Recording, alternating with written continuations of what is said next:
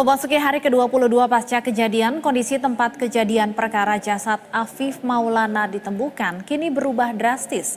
Banyak kejanggalan ditemukan oleh tim investigasi dari Lembaga Bantuan Hukum Padang.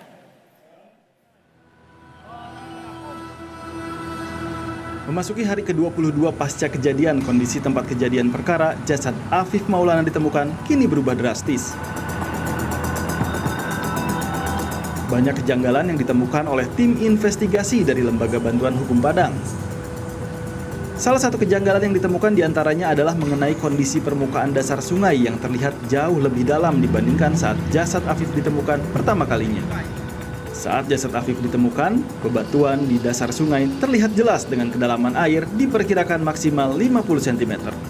Tak hanya itu, tim investigasi juga menemukan adanya cerukan baru di sekitar sungai yang diduga sebagai upaya pengamburan fakta. Kejanggalan lainnya juga ditemukan adalah perihal garis polisi yang baru dipasang pada hari ke-20 setelah jasad Afif ditemukan. Udah ada perubahan yang sangat signifikan sekali dari awal mula mayat ditemukan. Kita melihat kedalamannya itu sudah semakin dalam dan beberapa keterangan saksi yang melihat juga sempat terjadinya pengerukan. Sedangkan polis lain itu baru diletakkan itu di tanggal 28 hari Jumat kemarin. Sedangkan kejadian itu adalah di tanggal 9, duganya tanggal 9, dilaporkan tanggal 10. Kenapa kepolisian tidak langsung mendatangi ke TKP? Kenapa ada jarak yang cukup lama dari tanggal 10 sampai tanggal 28 itu adalah sesuatu bisa terjadi terhadap TKP. Nah, menurut kita nih memang perubahannya sangat signifikan sekali dan kita takut adanya pengaburan fakta-fakta juga. Sebelumnya pada Senin siang, tim kuasa hukum beserta dengan keluarga Afif Maulana mendatangi kantor Komnas HAM untuk mencari keadilan. Pihak keluarga dan kuasa hukum korban pun meminta agar Komnas HAM untuk membentuk tim investigasi terkait tewasnya Afif Maulana usai pihak kepolisian menutup kasus tersebut. Delvineski, BTV, Padang, Sumatera Barat.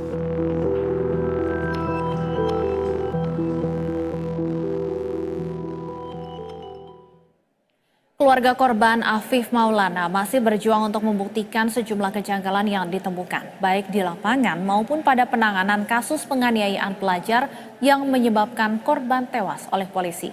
Dan untuk membahasnya lebih dalam, kita sudah terhubung dengan kuasa hukum korban, Koordinator Divisi Advokasi LBH Padang, Diki Rafiki. Selamat sore, Mas Diki. Selamat sore. Ya, Mas Diki, jadi dengan adanya kejanggalan-kejanggalan yang sudah ditemukan oleh tim kuasa hukum ini mengarah pada akan terjadi fraktur dengan lain. Nah, sedangkan di awalnya ketinggian volume air tersebut sudah naik menjadi 1,07 meter setelah kami cek kemarin, sebelumnya yaitu 50 cm. Nah, ini beberapa temuan kami untuk melihat berapa kedalaman air tersebut sebenarnya. Ya, karena ini cukup penting, karena kalau tidak dicocokkan bahwa dengan ketinggian misalnya 50 meter, lalu jatuhnya 50 meter ke bawah, lalu nanti apa yang ada atau apa fraktur-fraktur yang ada akibat terjatuh dari tersebut. Oleh karena itu yang kami lihat ada peningkatan volume air tentunya, dan kami takut ini akan dikaburkan fakta-faktanya gitu. Baik, jadi kecurigaan mengarah pada khawatirnya ada upaya untuk mengaburkan barang bukti dan fakta begitu ya. Mas Diki, lalu bagaimana juga penjelasan polisi terkait dengan rekaman CCTV di Polsek Kuranji yang katanya sudah tidak ada? Ini seperti apa penjelasan dari polisi sebenarnya? Ya, sebenarnya di saat ekspos kasus ya, pihak kepolisian telah menjanjikan dua hal yang dijanjikan kepada kami. Pertama yaitu hasil otopsi, yang kedua yaitu terkait soal salinan CCTV. Nah, sampai hari ini kedua ini belum kami terima. Dia menjanjikan kepada pihak keluarga, baik keluarga dan juga kuasa hukum, akan diserahkan keduanya. Tapi sampai hari ini kami belum menerima sama sekali terkait soal salinan CCTV dan juga hasil otopsi. Dan di hari Minggu kemarin, kalau tidak salah ya, Polda Sumatera Barat mengadakan konferensi pers bahwa CCTV ini dihapus atau terhapus ya, terhapus secara otomatis oleh sistem gitu.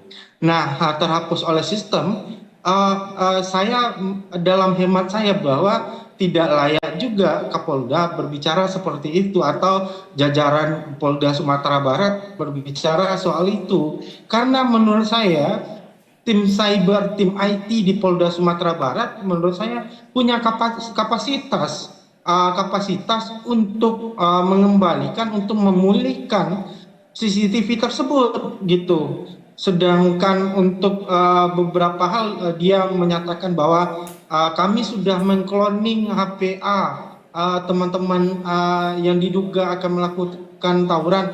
Lah, dalam hal seperti itu dia bisa gitu memulihkan, kan ada metadata, ada KC-nya juga, itu bisa dipulihkan juga menurut hemat saya. Jadi ini perlu menurut saya keseriusan sebenarnya dalam mengungkap kasus ini gitu, agar keadilan datang kepada korban, kepada keluarga korban. Jangan dilarut-larutkan.